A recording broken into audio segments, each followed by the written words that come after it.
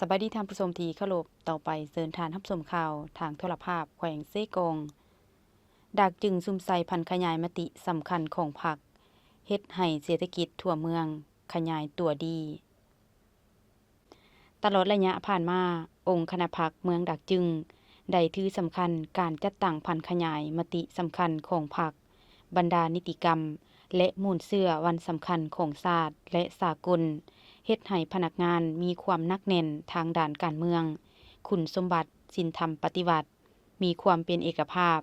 และเชื่อมั่นต่อการนำพาสีนำของพรรคเป็นเจ้าการปฏิบัติหน้าที่และเฮ็ดสำเร็จการมอบหมายซึ่งเฮ็ดให้เศรษฐกิจของเมืองมีการขยายตัวดีท่านเพ่งนาจันทพรเลขาพรรคเมืองดักจึงได้ให้สัมภาษณ์ต่อสื่อมวลชนของแขวงเมื่อวันที่21สิงหาผ่านมาซึ่งได้ยกให้เห็นผลสำเร็จในการนำพาสีนำการจัดตั้งปฏิบัติเวียกงานที่ผลเด่นทั่วเมืองโดยถือสำคัญการจัดตั้งเผยแพร่เสื่อมซึมมติของพรรคนิติกรรม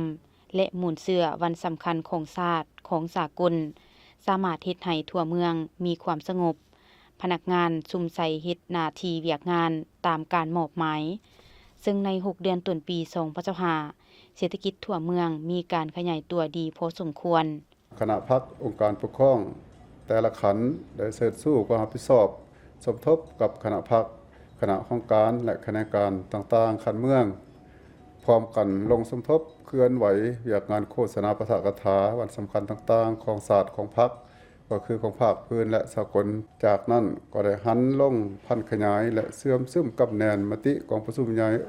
ผู้แทนองค์คณะพรรคเมืองและจึงครั้งที่16ติดผัน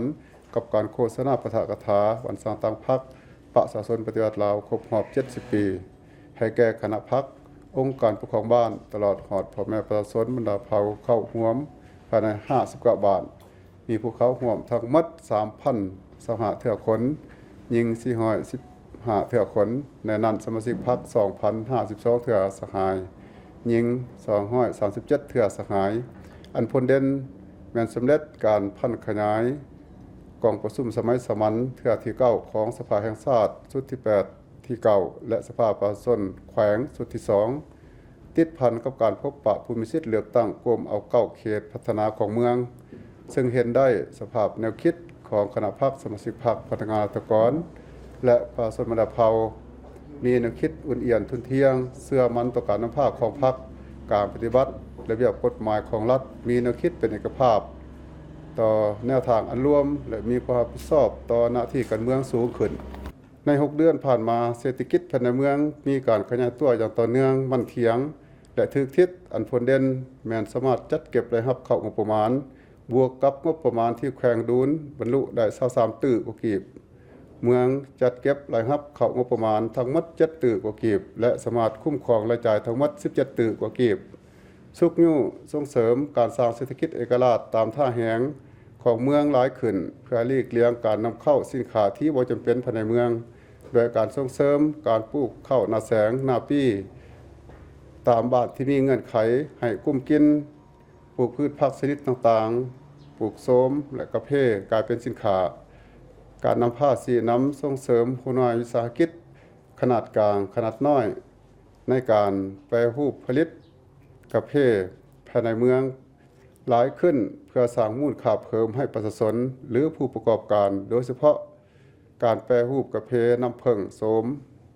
และตำแผ่นแผ่ชนเผ่าและอื่นๆซึ่งสามารถส่งออกสินค้าดังกล่าวและสร้างรายรับได้ถึง300ล้านกว่ากีบพร้อมเดียวกันนั้นก็ลงปวดกาสินค้าหมวดมัดอายุเสื่อมคุณภาพ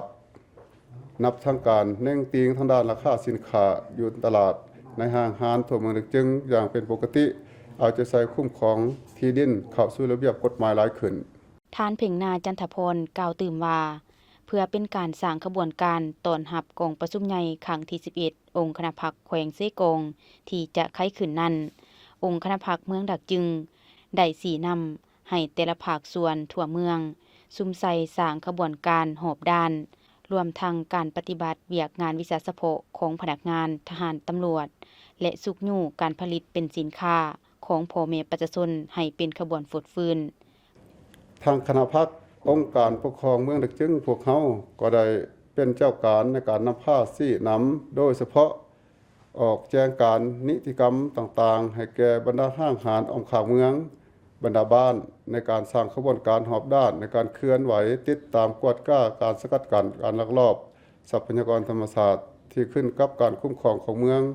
อย่างปกติต่อเนื่องได้เอาใจใส่สุกยู่พ่อแม่ประชาชนเป็นเจ้าการทำการผลิตกสิกรรมการปลูกการเลี้ยงตามฤดูกาลเป็นเจ้าการปกปักรักษาอนามัยตามสำนักงานจุดสาธารณะบ้านก็คือครอบครัวของตนติดพันกับการกำนับรับตอนกองประชุมใหญ่สำคัญของพรรคและกองประชุมใหญ่ครั้งที่7ของในรัฐสังศาสตร์เมืองและการประกาศรับห้องเอาเมืองดักจึงเป็นเมืองจัดตั้งปฏิบัติกระบวนการสร้างครอบครัวและบ้านสามัคคีปรองดองประจำปี2025ที่หาข้อสำเร็จผ่านมานี้อย่างเป็นทางการนอกนั้นก็ยังมีการสร้างขบวนการแข่งขันด้านกีฬากายกรรมภายในเมืองดักจึงของพวกเราเป็นกระบวนพจน์พื้นดี